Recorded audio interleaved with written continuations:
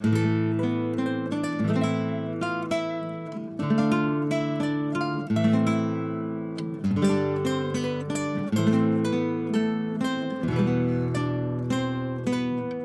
one of mine that is quickly becoming a favorite, as I mentioned, I'm playing Kingdom Come Deliverance, which is, by the way, amazing. I don't know how much you've heard or how much you've seen or what you know about it. A friend of mine got the game recently. He's also obsessed with it, so he's been talking about it nonstop. It is. I'm not exaggerating. I think it's one of the best games. Like, I would put it top 10 of all time for me personally. I've never played a game like this before. I've never played a game that's this immersive or that does these things to that extent. And it's immersive and compelling in a way that I don't quite fully understand. I'm doing my original trilogy replay again with Mass Effect, and normally when I do that, nothing else takes me away from that. And like, here I am playing Mass Effect 2, which is arguably the best Mass Effect ever, and I'm like, I'm thinking about playing Kingdom Come Deliverance. I'm like, I gotta go play Kingdom Come. So would you rate that guy as your favorite protagonist then? Henry, so his name is Henry, son of a blacksmith, Henry of Skalitz, and he's definitely getting up there. Like, I feel like I'm cheating on Mass Effect when I say this, but like, I wish he was Ryder. Like, I wish that they had done this for Ryder, because essentially what Ryder is, and I guess this is going to go in because this is something that's basically on the topic that we're talking about, but essentially Ryder is supposed to be like a coming-of-age story. They said, we want to distinguish, we don't want Ryder to be Shepard. We want Ryder to be distinguished because Ryder is going to be a younger character who is not a war hero. You are playing essentially the background story of war hero or lone survivor or ruthless that you select in Mass Effect original trilogy. You're essentially playing the instance in which Ryder defines him or herself as a hero. And so in principle, that's actually a really good concept. It's like a younger character. It's a coming of age story. You make mistakes. They have more flaws. They're not quite as badass to start out with, but you make them into this hero. And I think what turned people off a little bit or a lot is that Ryder feels like a young person that in some sense got a little bit handed to them. It's tragic that your father dies, but in some sense, like, your father dies and then you become literally the most important person amongst the initiative in the entire Andromeda galaxy. Like, as far as humanity and the Milky Way races are concerned, you become the most important person in the galaxy instantly, like within the first few hours of the game. One thing that I think makes Henry in Kingdom Come Deliverance so compelling as a coming-of-age story is it's a little bit trite, it's a little bit archetypal, but it really is that old, tried and true, essentially farm boy who starts from nothing, loses everything that he had, and then has to sort of rise to make something out of himself. Spoiler alert, I mean, it's in the trailer, so everybody kind of knows this, but, you know, your parents die, your father's a blacksmith, you're not coming from much. You're really no one, and then you drop to less than nothing when your entire village gets destroyed. You're sort of like one of the only survivors from there, and you end up escaping to this other nearby village, and there is a knight called Sir Radzig who your father was making a sword for. That's sort of how the introduction into the plot. You were supposed to try and bring this guy his sword, and now your village is destroyed, and you're going to this guy and this other lord for help. And you're no one. Like, people openly mock you. Like, your clothes are like tattered, torn. They actually have a really cool system in the game where your armor and your clothes start to get worn out and like dirty and stuff. And characters will comment on it. Like, they'll tell you that you look like shit if you haven't taken a bath or if you haven't had your clothes or your armor repaired. And people call you blacksmith's son, blacksmith boy as a pejorative. Like, you're at the bottom of the food chain. And then on top of that, because of the combat being so goddamn hard and the fact that you're poor and you have to eat and you can barely afford to buy food in the game, like, it's really, you feel really, really alone and disempowered at the start of the game. And then as you continue to play, like, you start to train your skills and you start to get good. And when you start to have a nice piece of armor, or when you take out a group of bandits and you come back and there's these people who are nobility and knights, like, praising you and telling you that you're actually doing a good job, you really, really feel like you've earned it. and you really feel like you've come from nothing to make something out of yourself. And I just wanted that so bad in Mass Effect. I wanted that so bad in Ryder because that's what I thought we were going to get by having a young character. Instead, it's sort of like you're a person of privilege as Ryder. Like you get that title bestowed upon you so early simply because your father thought you should have it. And your father in Kingdom Come Deliverance also dies, but your father in Kingdom Come Deliverance is like, you don't... this is a little bit harsh. He's not saying you don't deserve shit, but there's essentially one scene early in the game where he's telling you, like, you know, Henry wakes up late and he goes off and, like, he's always with his friends, and his father's telling him, like, you kind of need to get your act together, dude. Like, you kind of need to be a little more focused on, like, helping your mom and, like, being responsible and, like, be a man, like, be responsible. You're kind of a shithead. Yeah, because, you know, it's like you grow up a little bit. And it's interesting that, like, you know, your father, you have that conversation with your father, and then shortly after he dies, and I kind of felt like that sentiment echoes when you realize you are at the bottom of the food chain, and you are going to have to really work hard to work your way up as Henry. Whereas Ryder, it's like your dad is basically dying and then saying, like, hey, here you go. You're the most important person in the galaxy. Go for it. Have fun. So anyway, like that's the thing I'm also playing now. And so yeah, Henry has become one of my favorite protagonists in an RPG that I've ever played.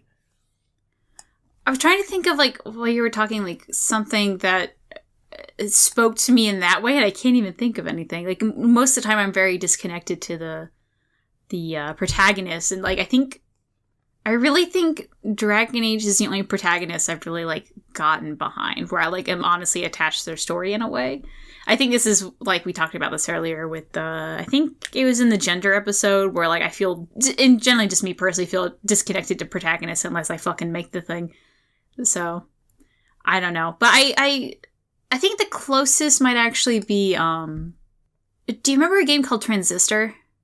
No, a name maybe, but I don't think I played it. Oh, it's so good. So it's the same people who made Bastion, if you remember that game. It's kind of like an indie game. Mm-hmm. And it's an isometric, I don't know how to describe it, like a tactics game, I guess? Not really. I don't know how to describe it. Point is, though, it's a story of it's like this Art Nouveau futuristic city. It's kind of hard to describe. It has absolutely beautiful artwork, and the music is great. And the kind of the story, which spoilers for this game, kind of the story is that you are against the government in a way. I kind of forget these specifics, but there's like a hit against you, and someone tries to attack you and your boyfriend, and they kill the boyfriend, and they manage to, like, you're a singer by profession, and they manage to, like, silence your voice, like they hurt your vocal cords in a way, and somehow your boyfriend's soul gets stuck into this giant sword, and so you, with this sword with the soul of your boyfriend, go out to avenge each other. And, like, your character can't talk anymore, so you're really just listening to the monologue of the boyfriend say, like, oh my god, it's okay, we can do this together. And but she can hum. So there's this really cool mechanic in the game while you're attacking. If you, like, you can kind of, like, pause the game, sort of, like, and doing stuff, you can hear her inner monologue of her humming, like, the tune. And when you unpause, it's just the music of the game. So, anyway, I guess I just like the tragic romance of that, and, like, they're together in the end because they both die. Oops, what do you know? But, like, it was a good little story. The art was absolutely beautiful, and, like, fun little mechanics. So I guess I really liked, I think they just call her Red. So I really liked Red. I thought that was a fun little story. This is beautiful. I'm looking at images of the game. It looks really interesting, and that story sounds really interesting. Mm-hmm. I kind of spoiled a little bit, but it's still a really solid game. It's a couple years old now, well, more than that, but, like, still highly recommend. Pretty good. I would also say, like, not really the protagonist. I was also really attached to Yuna from Final Fantasy X, which, fucking hell, if you like Final Fantasy X, never look up what they did to that series. There's, like, this radio play, I guess, that, like, absolutely ruins everything about Final Fantasy X. It is the worst. If you are a fan of that game, do yourself a favor and pretend it doesn't exist, because it will ruin all of your childhood dreams and make everything pointless. I am upset overhearing it. Like, they like, the point of the game is that you were able to defeat sin, like this major thing that came back every 10 years, and at the end, it, like, in this world, every 10 years is this terrible, terrible monster, and a lot of sacrifices are made to kill this thing, and it comes back every 10 years regardless. At the end of Final Fantasy X, you were able to break that cycle, and you feel really accomplished. Like, yeah, that's great. This fucking radio play comes out of nowhere, and goes, hey, guess what? It didn't work. But not really. And then, like, in Final Fantasy X2, which was a trash game, but we're not going to talk about that. At the end of at the end of X, the main character dies, and there was like a love interest between Yuna and Titus, or whatever his name was, and he dies, and so there's like, oh, goodbye. X2 was just about bringing her boyfriend back and getting them back together, which was really hard to do. Whatever. Point is, it's like, oh, okay, they're gonna live happily ever after, and the fucking radio play, they get a divorce. What's the point? Wow, that's a real kick in the gut, man. Yeah, that radio play was just like a fuck you. Like, fuck that thing. Like, granted, I didn't listen to it. I only read a synopsis, but fuck that. Oh, yeah, fuck those guys. Well, I guess we should say welcome to Split the Veil podcast. Yeah, this is a long tirade. We kind of started already, but so today, if you can't tell, we are going to talk about Dragon Age and Mass Effect also. That's true. We wanted to talk about protagonists in games and kind of look at the different protagonists across Dragon Age, but also across Mass Effect, and kind of crisscross the comparisons, not just franchise to franchise, but like what about Shepard versus Hawke or something like that. And so where do we want to start? Do we want to just kind of start in with, I guess, the Hero of Ferelden, Hawke, Inquisitor, kind of contrast those three? I guess I would start first, like, where our biases lie. That way, like, people know going through the rest of it, like, where we obviously go for. At least I think we're going to focus more on the Mass Effect Dragon Age. Mass Effect, I mean, come on, has to be Shepard, in my opinion. And in Dragon Age, I know it's unpopular, but I am overly attached to my Inquisitor, and I love her to death, and I would pick her over Shepard. So that's my original bias going in here. Yeah, I mean, my bias is definitely Shepard for life, Shepard across everything. I mean, like, just Shep all the way. And also, like, I really wish it would have been Hawke. Like, I've made multiple threads about this on BSN and Reddit. I'm like, God, I wish it would have been Hawke in Inquisition. Like, as much as I love my Inquisitor, like, to me, Hawke was going to be that Shepard for Dragon Age, and it's definitely Hawke all the way. Like, I love Hawke. So, okay, you're for Hawke, I'm for Inquisitor, both for Shepard. All right, so with that, moving on, trying to be objective about it, which one's better, the Warden, the Champion, or the Inquisitor? Face off. So I think that inherently what I see a lot of is that more people are attached to the Warden because just the mechanics of the character building was a lot different with the Origin and then the voiceless companion, or not companion, but voiceless protagonist. What are your thoughts on that? Silent Protagonist is definitely an advantage to the Hero of Ferelden, only because the breadth of role-playing gets so much wider. You can play that character more specifically than you can play a Hawke or an Inquisitor. And the origin story makes the Hero of Ferelden sort of nebulous because you can be a drastically different person. So if we're trying to talk about them as a character, right? Like I had my whole long rant about Kingdom Come Deliverance, Henry of Ghildirthalen. That's a character. Some people have complaints about that because the role playing isn't as strong as they would like. Some people said similar things about Geralt in the Witcher series, but Geralt is a strong character. Henry is a strong character. Hawke is a strong character. The Hero of Ferelden isn't really a strong character necessarily, except for the origins. The origins are strong character writing, I feel, because the Hero of Ferelden is a specific character in those. What the Hero of Ferelden is an excellent platform for role playing, the best in the series, hands down. Better than anything that you can do with Shepard and Mass Effect. It's really the pinnacle of player driven role playing that I think BioWare has done in a long time. Certainly post Baldur's Gate. So in that way, Hero of Ferelden is super strong, but Hawke is the best overall character, I think, because Hawke is more specific, and the Inquisitor is sort of like the middle ground, which could be the best thing, but I think a lot of times people don't attach themselves to the Inquisitor because Hawke is a more defined character, and the Hero of Ferelden is a better roleplay platform. The Inquisitor falls in the middle.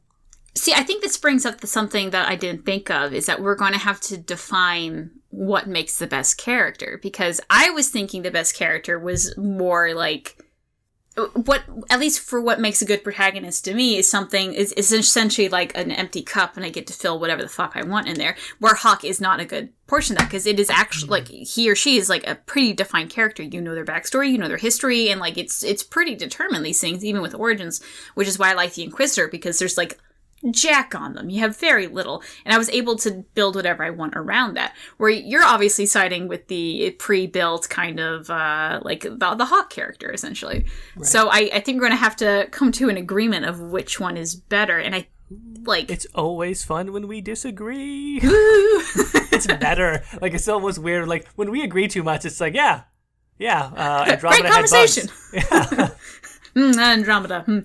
I think, in my opinion, we have to look at what the game is, because I think that Mass Effect is great with just the one character, like Shepard, because it is the story of Shepard, whereas Dragon Age is kind of like, the Origins was conceived as being like a tabletop game where you don't need to have your friends along if you don't have friends, type of thing. Like, so you can kind of make your own character and go in that. So like the game calls for an empty vessel, whereas I think Mass Effect is more like, here's a cool story, you can be Shepard if you want, you can change a couple things, but for the most part, this is what's going on and drives you forward. So I think that it kind of depends on the series and the game a little bit.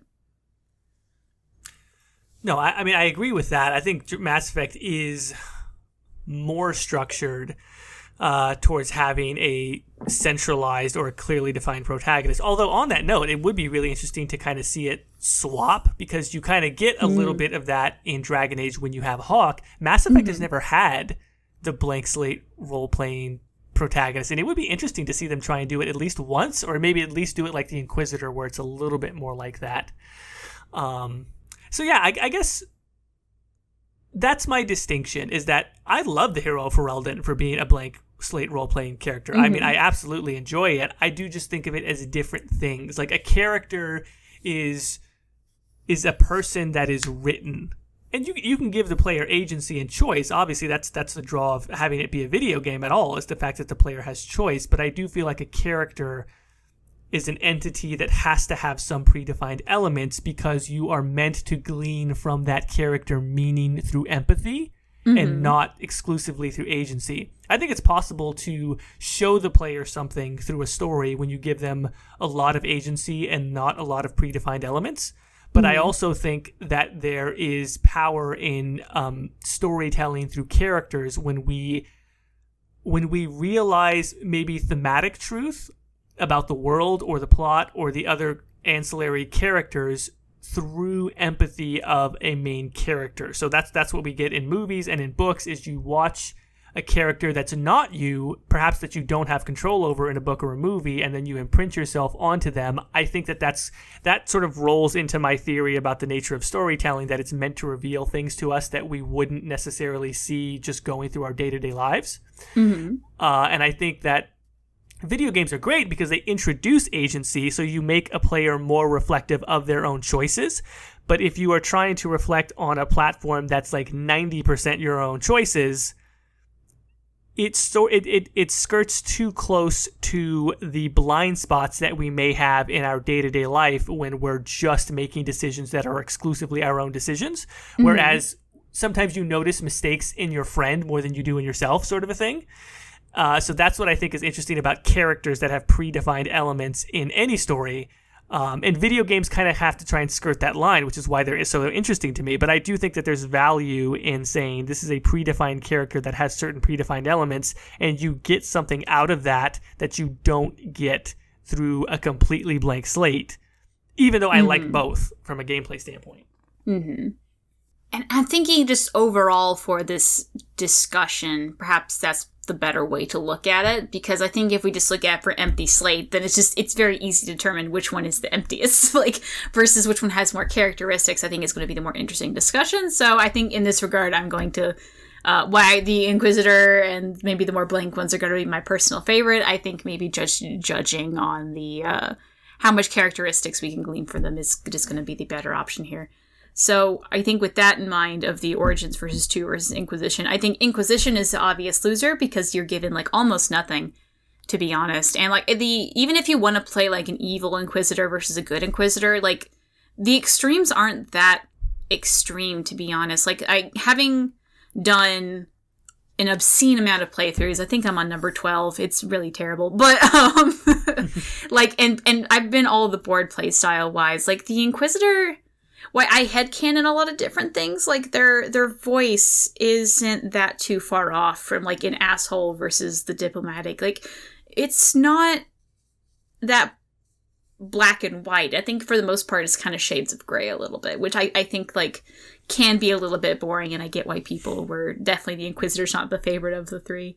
So whereas Origins has like complete opposite end of the spectrum where you can just do some downright evil shit like selling the slaves back or you can wipe out everybody amongst the Dalish and the werewolves, right? Instead of like picking a side, can't you just massacre everybody? Is that, or am I mistaking that for something else? No, okay, having done the Dalish and the elves. So if you did the wolves, you massacre the elves, and then I don't think they give you an option to kill the wolves after that. And if you do the elves, there's definitely not if you side with the elves, there's definitely not an option to kill the elves after that.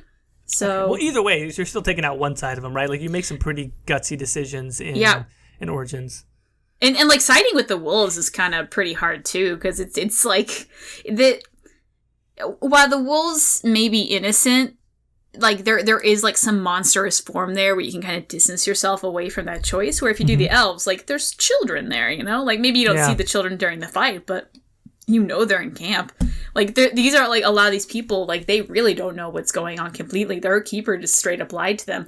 It's really just Zathrian who's in the wrong compared to the rest of the Dalish clan versus the wolves. Like all of them are kind of in the attack, and yeah, they're innocent, but there's still that like aggressive nature. Whatever. Point is, killing the elves is hard, man. It's like, yeah, Caitie, that's like morally true and intellectually true, but I like to fight Darkspawn with werewolves, so I mean, I get it. It is a pretty fun thing. Just suddenly, like a sheep versus werewolf, like this is the same model for essentially. So they're just like clawing at each other. That's the only way in my head I can ever justify the werewolf option as well. Like maybe my hero for Roland is just a psychopath who's like, werewolves versus Darkspawn. I like this choice. I just think it's cool. So fuck it, man. Yeah. That's. Oh god, I don't think I've only done the werewolves like twice. I gotta do that more often. Anyway, but, and then Hawk, like you said, like I think Hawk had a really good, so at least how the games are played, like Origins, you could have like as many speech options as you want, as could fill up that little thing. Like as long as there was at least 9 for the number keys, you could do whatever you wanted in that slot. Versus the 2 games afterwards, you have the wheel, which you are really limited to how many things you can say. And like so far, they've kind of stuck with the Mass Effect, like, you know, blue, purple, red type of thing.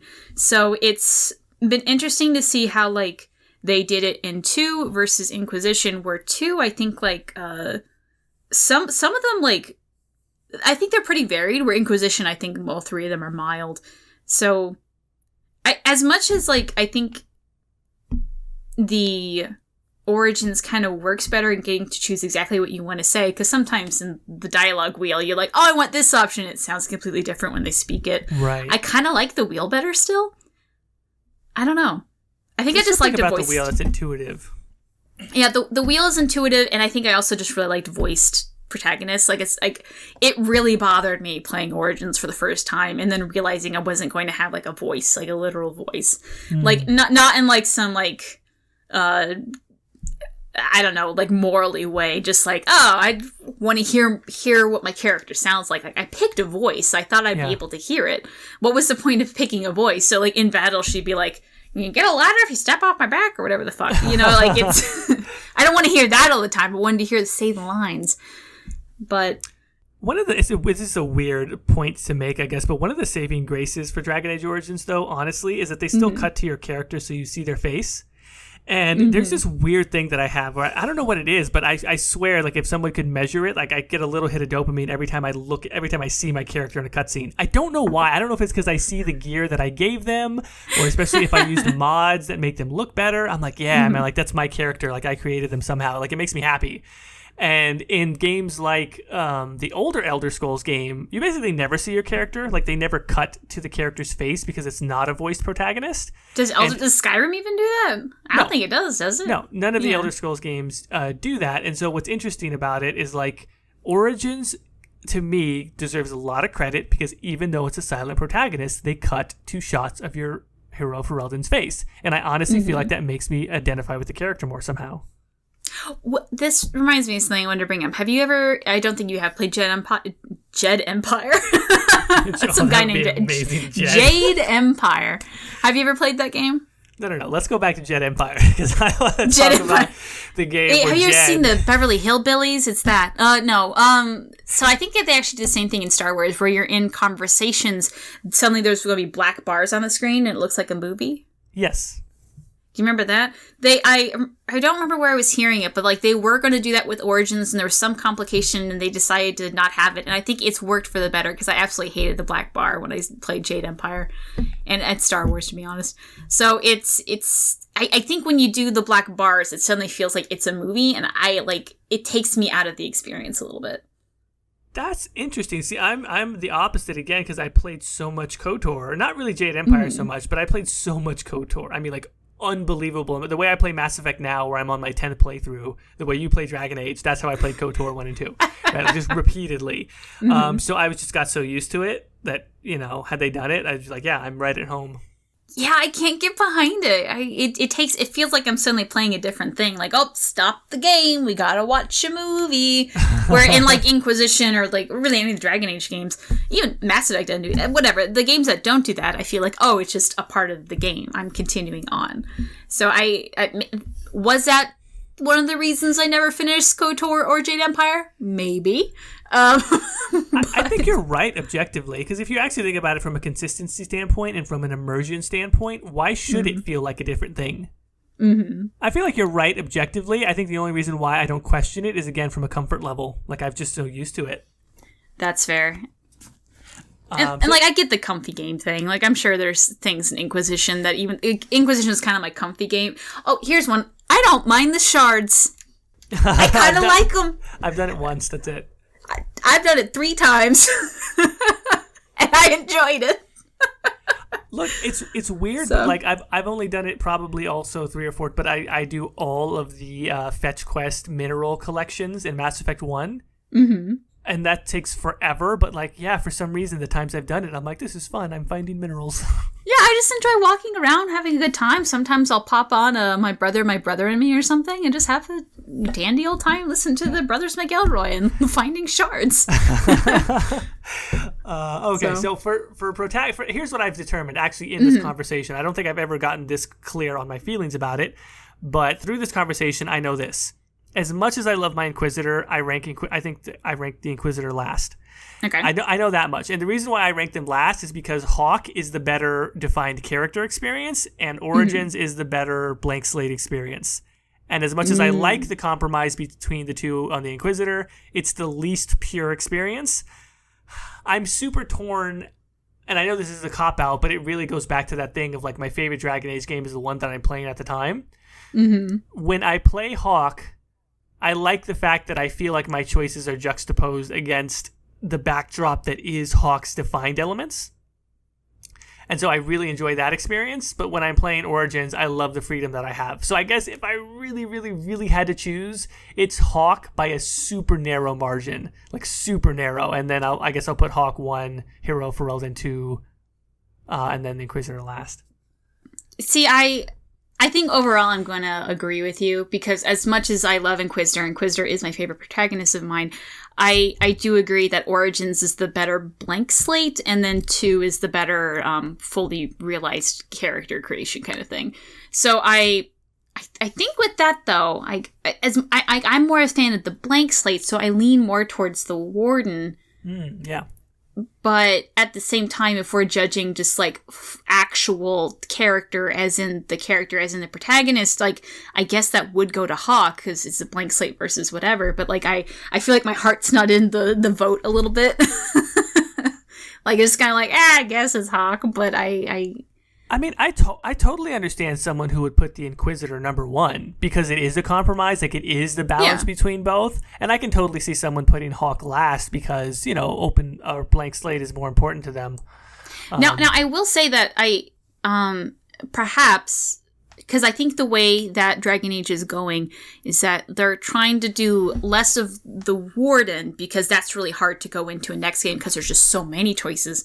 So I think the Warden works as a standalone game. So I think when they originally doing Origins, they didn't know if they were going to make sequels. So they just made it as a standalone. The Warden was perfect. And the reason they haven't brought it back is because there's just so many options. They have no idea how to do the Warden correctly. So I get that. And that's why you have Hawk, who's very easy to bring back. Although they still fucked it up with that blood magic comment, but that's another story. Right. Anyway, and the Inquisitor, they're kind of a little bit more set in stone and they're able to be brought back easier. And I think that's kind of where the game is going. So I think with that in mind, I think the Inquisitor is the better protagonist in the Dragon Age series because that's kind of where the game is kind of going to have to go for the, your protagonist to come back to be a thing, if that makes sense. Oh, crap, you're right. So you're introducing a completely different element to it, which is the Inquisitor is the best protagonist from a viability and a continuity standpoint. Mm-hmm. Because now they're designing it in mind with being able to carry it through to different games while still maintaining certain elements of choice. Yes. Son of a bitch. Yes. This is for you, Lavellen. Yeah, I totally agree with that also. Mm-hmm. So I think that if another game that came out absolutely standalone, there was definitely not going to be a sequels, and it turned out to be like the Inquisitor, I think that would be bullshit. If it was it should be more like the Warden. So I think that kind of like Skyrim a little bit, which Skyrim isn't there's no interaction part, but you never know what the fuck your character's up to. You can be whatever the fuck you want. It's more like the Warden in that regard, and which is why I think the Elder Scrolls series works in that you never see your person ever again. I don't even know who the protagonist of Oblivion is, but they definitely don't come back in Skyrim. Yeah, that's true. I think before we move on to Mass Effect, I'm noticing Dragon Age it's actually really nice. We'll get into this later about whether or not it should be one or multiple, but it's it's very interesting to see how much ground they've covered and how many different takes they've had. They have had 3 pretty unique takes on what a protagonist should be. I like all of them, and it is really hard for me to choose. I said the Inquisitor last kind of quickly, and now that you actually kind of mention the fact that they're built to be carried forward in a viable way, I'm God, that really is a smart move on their part. Mm-hmm. Which I will say real quick as a side note, everyone's all worried that Dragon Age 4 is going to be different. Well, of course it is. All of the games are widely different. So, that's true. I think if you're looking for Inquisition 2, you're going to be disappointed because I would be surprised if Dragon Age 4 even resembles the other 3 games because the 3 games don't really resemble each other that much. They're pretty different from each other. Yeah. So, and without getting into a Dragon Age 4 episode, yeah, at this point, this should be, where is it? Knock on wood, this should be the game where BioWare finally has, I don't want to say mastered, but from the Frostbite engine standpoint, it's amazing how well Inquisition turned out considering they struggled with it, and then you see what struggling with the engine really looks like in Andromeda. Okay, you've got 2 underneath your belt. This is the A-team this time. This is the second go-around for the A-team in Edmonton. This should And there should also be a game in between with Anthem. Right. So that should be, this should be the 4th game. You're right. By the time this should be the 4th game with Frostbite. So from an engine standpoint, I feel like that's going to open up so many doors for them to do different things, for it to look different, feel different. You're right. I think it's going to be a totally different game. And then from a story standpoint, especially if it is into Winter, it's got to have a different look and feel. Yeah, probably one thing I really liked about the art direction Inquisition is that it was very colorful. The magic, it was very bright and colorful. It looked really, compared to Origins, which was brown and yellow, yellow. And even 2 for some extent. And as much as Tevinter is very black and bleak, it'd be very nice. I think it'd be very rewarding if, even though it was black and bleak, it still had that pop of color in it. Yes. But at the same time, I would not be surprised if it was black and bleak again. I don't know. Anyway, let's move on to the Mass Effect protagonists. Yeah, so, it's a much, it's a narrower field. It's just Shepard and Ryder. And poor Ryder has only had 1 game and may only ever get 1 game. Yeah. I mean, you've only, like I said, run through these once, but from the gut level instinct, because you've spent less time with these characters, what was your initial reaction to Shepard and initial reaction to Ryder? I will say that Ryder's story I felt finished. Like when they all got together at the Meridian and there was like that little panning shot of like, we're all happy. I was like, all right, I'm done. And then like the game still continues and I'm like, nah, you needed to end it. This doesn't need to continue. You're good. Like it was definitely like a this is it moment. Like I felt like if they never touch Ryder again, I think for the most part I would be okay with it. It felt like done to me. At least my personal opinion. And then with Mass Effect, I guess the original series, the Shepard, I guess I was more attached because, again, 3 games, and, like, I kind of liked the Garrus romance better than the any of the other romances in Andromeda. But I do wonder what happened to her afterwards, because I got the Destroy ending, so at the very, very end, instead of dying, you got that little gasp of whatever. Right. So I was like, oh, what happened next? And, like, we don't really know. It could be whatever you want, and, like, I kind of don't like that ambiguity.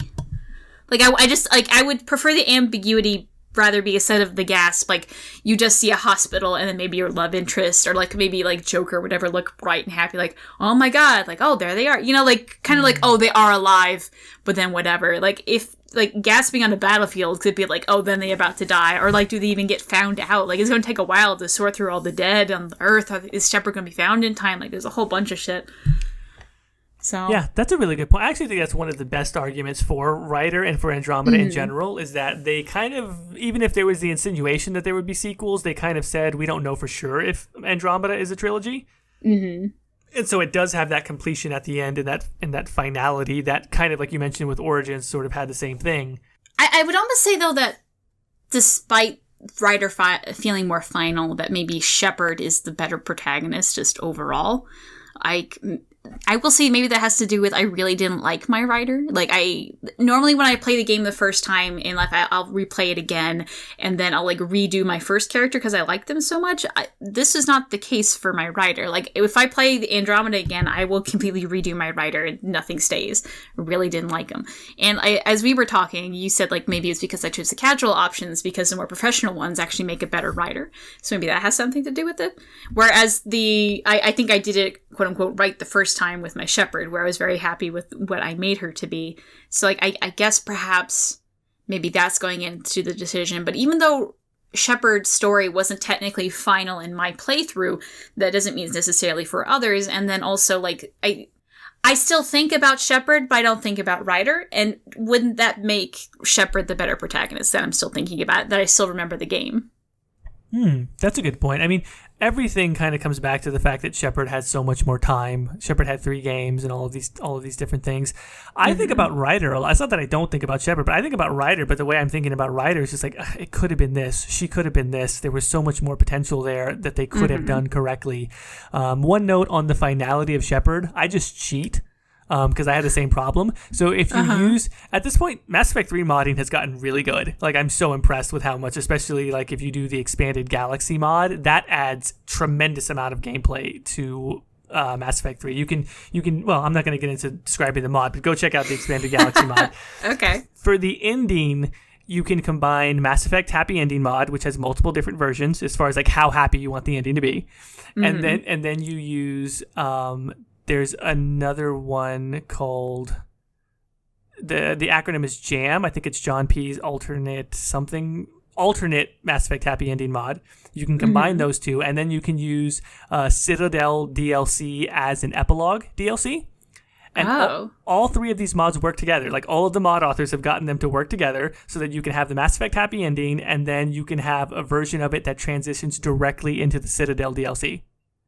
And so, that's pretty cute. But isn't like the point, like, they even say in the Citadel DLC that like one last time before the Reapers, do they like delete those lines? Or yep, they literally removed the dialogue references of the Reapers. So it's pretty playable as a complete protagonist, as a complete epilogue, and it's my favorite way to play the trilogy now. It feels so excellent to end on that. That is pretty good. That's tempting me to do another playthrough. Actually, that's really good. Yeah. Wow. So that's my thoughts on the notes of finality for something I was thinking of when you were talking about your dissatisfaction with Ryder and the casual options. I'm thinking about Shepard, and I'm thinking about Ryder, and I'm thinking about Hawk. Because I feel like in Dragon Age 2, obviously the dialogue had got the closest to the Mass Effect in the fact that they didn't have explicitly Paragon Renegade, but they had Noble and whatever it is, aggressive, and then like smartass. Yeah. Here's my favorite way to play Hawk, and this kind of goes back to what I was saying about the merging of the defined elements with player choice. Because if it's purely player choice, it's like this wide open field. You can do whatever you want. If it's purely defined character, you're empathizing and you're reflecting about the character, maybe learning something about yourself or about the themes that are at play in the world through the character. If the game gives you leeway to sort of play within both of those spaces, hopefully what it is like empathy and reflection about the character mirrored by or synchronized with your choices, reflecting what the truest version of that character is, if that makes sense. Mm-hmm. So one of the ways I like to play Hawk is I go with a lot of smartass responses in Act 1. Because he's younger or she's younger and kind of a kid, and you're in a bad situation, but you respond to it with sarcasm. And then once you get into Act 2, like shit starts getting worse. Like some of your family may be dead, or one of them may have died in the deep roads, or conscripted by the wardens, or things like that. And so you're starting to get angry at this point. Like mages are starting to be persecuted, so then it's like aggressive. Mm-hmm. And then maybe by the third one, depending on how you want to do it, by the third act, you might start to have a more mature Hawk who is being more noble, or you could do more noble in the second act, and by the third act, you are just pissed off and you are ready to go aggressive, support the mages. And to me, that feels like there's a, a synergy. Like it's more than the sum of its parts if you kind of try and mirror the way you play Hawk with the defined elements of what's happening with Hawk. So the reason why I say that is because there's a way to make character choices that really feel synchronous with what the defined elements are. Shepard doesn't have the same arc that's as noticeable. You can kind of play Shepard. You can say like, oh, in Mass Effect 2 you're more renegade. I guess that makes sense based on what's going on. The problem with Ryder and the problem with the casual options is the casual options don't make sense unless you want Ryder to be a dick. Like, it kind of makes sense for Hawk to be somewhat sarcastic. It makes sense for Shepard to be sometimes sarcastic or to sometimes be renegade. If you're playing a 22-year-old Ryder, which that's the canon age for Ryder, 22, which is shockingly young, and you're now the most important person in the galaxy, if you pick the logical options or the professional options, it feels aspirational, like you're trying to step into the shoes of someone who's older, you're trying to step into the shoes of your dead father. Ryder really comes off as someone who, she's trying to do her best. If you're Shepard and you're a smartass, if you're Hawk and you're a smartass, it's kind of like, well, you're a hero or you're this very famous or well-known person. You're kind of aloof in that sense. Like Shepard being a smartass can kind of make sense because they're a goddamn hero. Like, they're kind of aloof for that reason.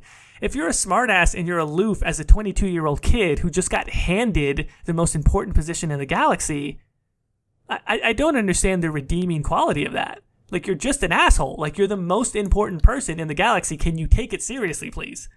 That's a good point, yeah. Maybe that's why I was dissatisfied with those options then. Like, there's just no resonance there. If I was playing as a dad Ryder, I would be like, yeah, I'm a smartass. I'm a former N7. I'm a fucking scientific genius. Like, calm down. I'm allowed to be aloof because I'm one of the most deadly smartest people in the galaxy. That's why I'm aloof. It is. I don't buy it with young Ryder. I only buy it if you're trying to live up to your father's legacy by being professional. Yeah, for the most part, I agree with that. That's an interesting way to think about it. And this is why I need to play Andromeda again with like those options, and then like come back and be like, "Hey, I like Ryder now," or "I don't like Ryder still." Like, let's talk about that. Yeah, so. I think Ryder works if it's like, "Hey, you're a 22-year-old, but man, you're trying to act a little bit older than a 22-year-old." The parts that get frustrating, that everybody gets frustrated with, is Liam acts like an asshole, and you can't do anything except pat him on the back. Your team walks out of that goddamn meeting and you don't have an option to say, hey, I'm in charge. Like, you're not going anywhere. It's so amazing replaying the original trilogy again. There are so many instances when Shepard gets to put his foot down. Like, there are so many, like, the moment you get on board the SR2 and Mass Effect 2 and Miranda kind of tries to suggest where you're going, you get these straight up, you don't understand, this is my ship now, I'm in charge. Like, god damn, I wanted to do that so bad as Ryder in certain points. That would make sense, yeah. In a way, I think maybe Ryder was almost written a certain way that did they really need the options? Because there's only if at least I felt there's only one satisfying way to play, is the options just there for shits and giggles to make it feel like a Bioware game? I wonder if like an earlier version, maybe you didn't even get to choose Shepard's dialogue options that much. Yeah, I think you hit the nail on the head. Or kind of we both did. Like, there's only one, at least right now. I mean, listeners chime in, right? Like, hit the comments below if you're a fan of Snarky Ryder, because somebody might be out there going like, no, there's a rationale behind it. I will say that Snarky Ryder at points is fine, but I mean pure Snarky Ryder. Like, you only pick the casual options, because that's what I did, because I was like, maybe it gets better, and I just kind of wanted to see it, and it didn't, by the way. So if you played a pretty much purely sarcastic Ryder, what were your thoughts on it, and did you hate it as much as I did? Because, like, see, the thing about Snarky Hawk is that sometimes Snarky Hawk can be fucking brutal, and, like, there's some really good lines where Snarky Ryder was just awkward, and, a lot of the lines just didn't hit with me. So I just kind of, like, she would say something, and I'd be like, I cringe. Well, that's the thing about any attempt at comedy, right? It's got to be funny. Mm-hmm. Like, the thing about Hawk, like, smartass Hawk, is, like, he's funny. Like, there are some real laugh out. Like, you're missing something if you don't take some of those middle options, because it really adds to the game how much of a smartass. And the voice acting has a lot to do with it. Both of the voice actors for Hawk, they just played to comedy really well. And, like, uppity, sort of, like, arrogant comic. Like, it was, like, dry humor more. I will say that like you said, the Hawks, the both male and the female, they did the deliveries perfectly. Granted, I've never played the male Ryder, but at least the female Ryder, a lot of her jokes came off awkward. So I would be interested to see if, like, the male Ryder, given the same material, like, made it less awkward, or is it just as awkward? Like, is it the delivery or the line that's bad, is my question. And this is like getting way. I mean, first of all, I think Tom Taylorson and Frida Wolf are phenomenal actors. I think as actors they were given the material. You go in there and you do what you're given. I think they did great jobs both. Mm-hmm. But it's a casting issue and a writing issue. I think they were selected because overall they're very good actors. They're very talented. But I think maybe that's something that should be given greater consideration in casting. And that from the humor standpoint, I don't think either of their voices lends well to the humor. I think Tom Taylorson sounds like a really nice guy. And so when it's sort of like, you run into this sometimes. Sometimes a person who's a really nice guy tries to make sort of a smart-ass joke, and it sounds really insincere, and it sounds awkward. Because you're like, you sound too nice to be trying to cut somebody up like that. And so I think that's what he runs into. And I think Frida Wolf, she actually sounds good when you use some of the authoritative ones or some of the professional ones. Mm-hmm. And I can see how her voice lends well to humor in certain instances if it was more dry.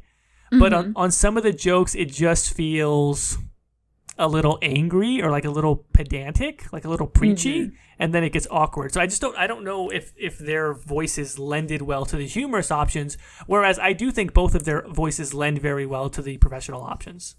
I would also wonder if, like, there's also a direction issue where, like, maybe they were told to say it one way. Like, I guess what I'm just saying is, like, I agree that it's not necessarily the voice actors' faults that, like, they kind of fell flat. Like, there's a whole bunch of people in between that could have led this to be better, either with casting or the direction they were given, or maybe even just the script for the writers. Like, just something in between there didn't land, and I can't tell which one it is. That's actually a good point. I want to say... They use a variety of voiceover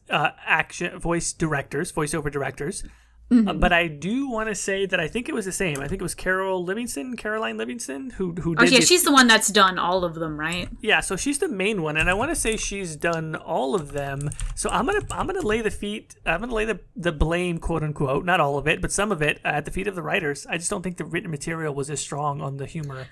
I like if it's the same woman that did Inquisition and pretty much all the other games, then yeah, I would say it's probably not her fault. It's somebody else, probably the writers, because I like the granted I've never played a game with Frida Wolf and Tom Taylor. I think I don't know what games they've done other than Andromeda, but like they're obviously getting work. There's something there that's good. So I think that probably, yeah, the odd one out here is maybe the writers. So and it could be. I mean, look, there's so many things that lead back to the development cycle of Andromeda, and if I'm recalling correctly, I do want to feel like in addition to the engine problems and the development pipeline, that they did have to rescope story a couple of times because of that. Yeah. And if you're putting your writers in that position where you're saying, hey, keep redoing the story, stuff is going to end up happening. And dialogue is one of those. Dialogue sometimes needs multiple passes. And if you don't have time to just keep going through and rewriting the dialogue until it sounds naturalistic, you can get cringy dialogue. I agree. So here we are talking about the faults of Andromeda again. we need a episodes like a list of like how many episodes it's been since the last time we talked about Andromeda. So we set back to 0. So it's like a factory that keeps having accidents. Yeah, exactly. So we need to put a quarter in the Andromeda jar. So what about Mass Effect versus Dragon Age? We're already kind of there. We're kind of talking about Hawk versus Ryder, etc. Wait, did we pick Ryder as the better of the Mass Effect guys? No, I think you have to pick Shepard for a variety of reasons. Just because, in a weird way, even though Shepard feels, well, it's kind of interesting, right? Like, I do actually feel like there's more leeway for role-playing in Shepard. You can be a really Paragon Shepard or a really Renegade Shepard, and that creates a pretty significant distinction. Also, this is worth getting into, the career background and the early background. That is huge. Like, if you actually think about those backgrounds and really get into them as far as the different distinctions, I could talk forever about just those backgrounds and mixing and matching. Like, if you choose the colonist background and, say, the lone survivor background, your Shepard has to have PTSD. Like, I'm sorry. There's absolutely no way around it. Your parents were murdered in front of you, including your entire colony, and then you were the lone survivor of a fucking Thresher Maw attack, and your entire unit got wiped out. I don't understand how you can play a Paragon Shepard at that point. And all of the ruthless Renegade options become completely understandable. All of a sudden, it makes sense that Shepard becomes that character who would just shoot Rex in the face for questioning his orders. Do you know what I mean? Like, from that 80s action movie standpoint, all of a sudden it becomes really understandable. And then, I just think that the fact that the one or two background options that you choose for Ryder that affect maybe like your starting powers, that's it. They don't come up in dialogue. Like I've talked about before, in Mass Effect 1, you get a couple of quests that are actually dependent on your background story, like actual side quests that are like that. To me, adds to Shepard's depth, and it adds to stuff that you would consider when figuring out how to role play Shepard. So especially for that reason, I really think Shepard is a much better character. Yeah, I agree. I think if we chose Ryder for whatever reason, we would just lose most of our fan base because there would be no respect for us anymore. As much as, like, I don't think Ryder is as bad as everyone says. Like, I think has to be Shepard, just for a variety of reasons. I think Ryder gets so many points taken away because of the lost potential. I mean, there are moments when it feels like you are a 22-year-old kid who has lost your father, who, unfortunately, none of the dialogue options really allow you to express that much grief, but a couple of them do. And there are a couple of moments when you feel like it's you and this young group of unproven people who are trying to save the galaxy, and you're all taking it seriously, and you rise to the occasion, and that's a cool story and a really cool character. Ryder could have been better than Shepard on that basis. But I don't think we should be judging on potential. Yeah, no, you're right. I just think, in fact, I take points away because that potential was there and not lived up to. It's just not enough. There's only really a handful of moments where you feel Ryder is as cool as he or she could have been. So I definitely take Shepard. So versus Shepard, then in a bracket match, we now have Hawk and Shepard. I would still pick Shepard. Shepard versus Hawk. Oh God. I as much as I like Dragon Age better, Dragon Age will always be my favorite. I think that Shepard is better than Hawk, in my opinion. God, this is so weird. So it comes back to, again, I think the idea of origins to a certain extent.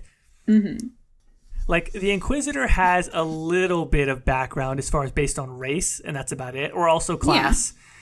But it's like you said, it's like one paragraph at the beginning. They don't reference it too much. There's a couple of, like, if you're an elf, you do feel like you can roleplay that a little bit because you get the Dalish dialogue options. And there's some for a human too, a little bit. There's a little bit of that, but it's not too strong. Hawk has the drawback of, again, the background is kind of set, and it is interesting that it's set. It is interesting that no matter what, you know that your father was not around. Certain things are going to happen that lead to the death of your mother. You felt persecuted as a family, either because of your magehood or because of Bethany's. All of these things are kind of set. And that is interesting. And like I said, the player's choice reflecting against that is interesting. But I really like what they did with Shepard as far as the early background and the military background, because I feel like it's just enough. It's mentioned, it's described, you can see how it would affect their mindset going through all of these things. And there's a couple of things, like in Mass Effect 1, that get brought up, quests. It is interesting if you pick the spacer background. Your mother is still alive, and so you talk to her in Mass Effect 1 and in Mass Effect 2, and she kind of gives you a phone call in Mass Effect 3. That's a cool thing, where like Shepard can have a relationship with a parent or not based on the background.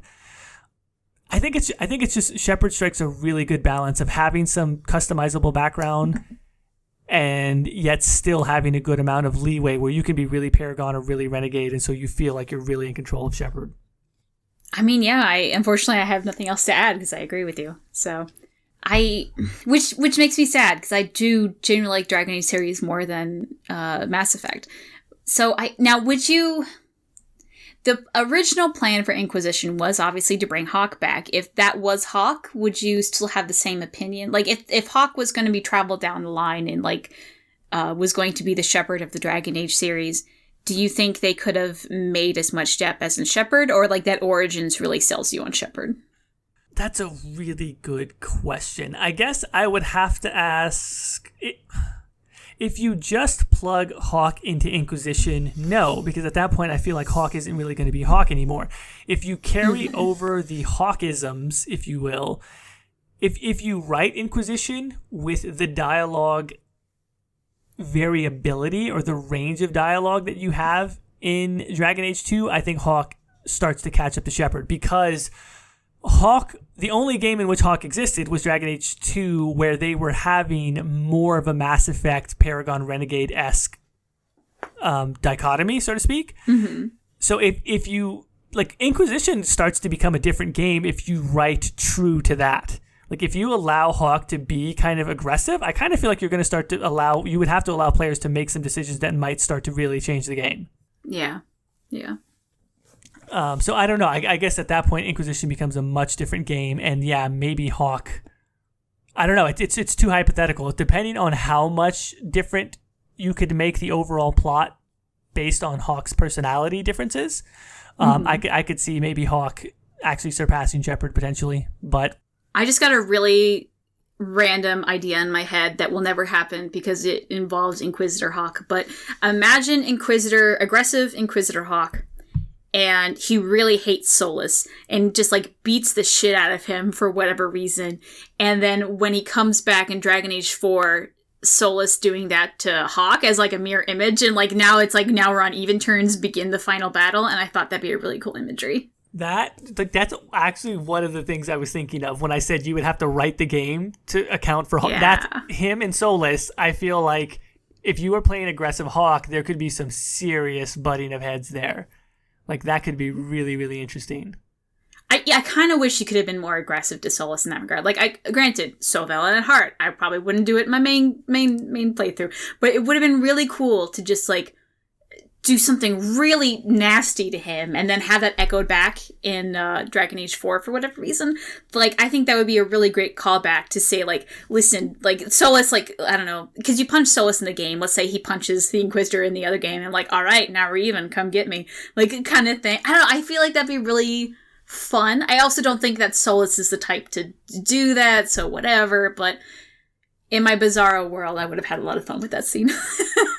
It's also weird because you'd have to retcon a lot of things, right? Like, I was thinking about, like, well, what if you still romanced Solus, but then like right away you can't romance him because you're human. But like, okay, say you retcon that, like he would have romanced a human female Hawk, and then you take Hawk with like the truly aggressive dialogue option into Trespasser. Like, female Hawk would let him have it.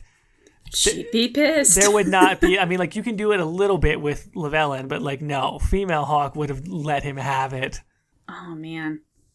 Which then, going into Dragon Age 4, which maybe they'd have to rewrite it, but then you'd have an armless Hawk. That would be interesting. Like, as the games progress, Hawk slowly starts losing limbs, so when you get to, like, the 5th game or whatever, it's just, like, well, like, one eye, like, no arms, like, I'm gonna get you. You know what? Armless Hawk would be amazing, because I would love it if they did something where, like, I don't know, like, Hawk figures out a way to not need a staff or something like that.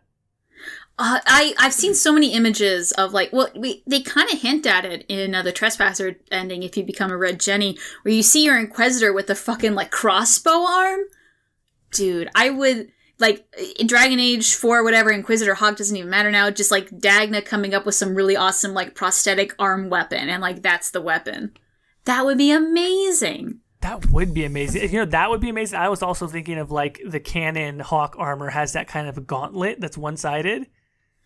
Like, if that kind of if you imbue that with some kind of magic, and so that kind of becomes, like, the proxy for your staff, and so you're making, like, one-handed gestures to cast spells, like, that could look really cool. Yeah. Like, if you kind of look at the concept art for Iron Bull, he was actually designed not to have, like, I forget which arm it is, but an arm, and he was supposed to have, like, a cannon he can just shoot. And, like, unfortunately, they didn't do it. Now he's just a warrior. But, like, that, but with Hawk, would be fucking awesome. God damn, I love Hawk at this point. It's like all of the theories about Hawk are probably even better than anything that... Yeah, that's why I think Shepard wins overall. But, real quick, I just want to... But, do you think Origins should return in the series? In some... Specifically Dragon Age. In some capacity, yes, because I feel like it adds a lot to it. I don't know if maybe it's not going to be as elaborate as it was in Dragon Age Origins, but in some capacity, yes. Like Dragon Age Inquisition with the one paragraph and maybe some dialogue, that's not enough for me. I said, even with Shepard, where it's not anything that you play through, just having a couple of different options you can mix and match for what was happening with them before, it attaches me to the character more. And yeah, if it was maybe like a short gameplay section, I really think it adds to it, making your character feel unique. Yeah. I think that there is no possible way they could probably do the Origins like they did in Dragon Age Origins, because like the Warden's so difficult to bring back, and Inquisition, it kind of needs to be a little bit similar. Like, to make, how many Origins do they have? Like 5 or 6 Origins. Like, that's a long period of gameplay. That's like 20 to 30 minutes of gameplay that some people aren't even going to say. They don't have the money for that anymore. Like, I forgot who it was now, but someone asked one of the devs, like, hey, can you make class-specific, like, murder scenes for some of the, like, the boss battles or whatever? And they sat down and was like, listen, we'd love to, but we just don't have the money to make like 6 different animations for all of these things. And like, if they don't have the money for that, they're not going to have the money for 5 different Origins again. Dragon Age Origins was like pretty, like, people can mod an Origin in now. Someone modded in a human commoner Origin. Like, it's not that hard to do anymore. But in Inquisition with Frostbite, it's just going to be so much harder to do that sort of stuff now. So I don't think there's any possible way that we will have Origins as we once had. But I think, like, yeah, like you said, the Shepherd, we could do something like that again, where it's like, maybe you pick a couple out, and like maybe like a person comes back from your past and you're like, oh, mom, my sister, whatever, and like maybe like very small scenes, and that's very easily replaceable with something else. I think that's the only way they can actually return. Like, I mean, even, yeah, like it just makes such a difference. Like, Shepard could have either been in a gang as a teenager or joined the military at 16. Like, those are 2 different people. Like, yeah. Based on background, like based on Spacer or Earther background, like you really feel like you can justify Shepard being a total renegade or being super hyper. I just think, and it's mainly text at the beginning and then a couple of follow-ups throughout the game. So yeah, I agree. In some respect, I hope they bring it back. Well, with that, do you have anything else to say for Protagonists? I'm excited for the fact that it's a different person now in Dragon Age, honestly. Like, at first, as we've gone through the series, I've been kind of disappointed that it hasn't carried through with one of them, so I haven't attached to them like Shepard, but especially even in this conversation, like, realizing how creative they've gotten to be in each game, and the fact that, like, maybe they should blow out all the options in this next one like they did with Dragon Age Origins and just give the character a definitive end. Maybe it's a death, maybe it's whatever, but, like, it's kind of neat to see Hawk come back in Inquisition, but maybe it's worth it more to have a bunch of different options that you can't possibly carry forward, but just they're not going to come back in future games. Like, maybe that's a better experience for the game that you're playing. Do you know what I mean? Maybe. So kind of the Skyrim approach in that regard. Somewhat. Or something maybe not that extreme, but just like, I don't know, like the fact that it's been a different protagonist every time now, I'm kind of looking forward to that in Dragon Age 4. And the opposite in Mass Effect, like, I don't know what's going to happen with Mass Effect, whether it's going to be more Andromeda or they're going to reboot again, but either writer again or they really need to start with another trilogy and a whole new protagonist, and I want to see that person carried forward for 3 games. As a side note, I would be shocked if they do writer again, just because they probably want to distance themselves away from Andromeda. That's how I feel. That would be my guess. Yeah, that, like, if they ever do Mass Effect again, they would probably, like, maybe refer to a writer, like, oh, writer did this or whatever. But, like, he's probably going to be a new person. That way they kind of, like, sloughed off all of the badness of Andromeda was. So, that kind of, like, maybe what they did with 2, where, like, a writer comes back, but you are a new person. It feels like a whole new game type of thing. So, agreed. That's my piece. So yeah, I think we covered everything. Where can the folks find you? They can find me on YouTube as Ghildirthalen, or on Twitter at Ghildirthalen, or you can PM me on Reddit if you want at Gillanon because of reasons. Where could they find you, Jordan? They can find me at on YouTube under The Exalted March, and now also on Twitter at The Exalted March. Hooray! So I think with that, guys, Dar es Shiral.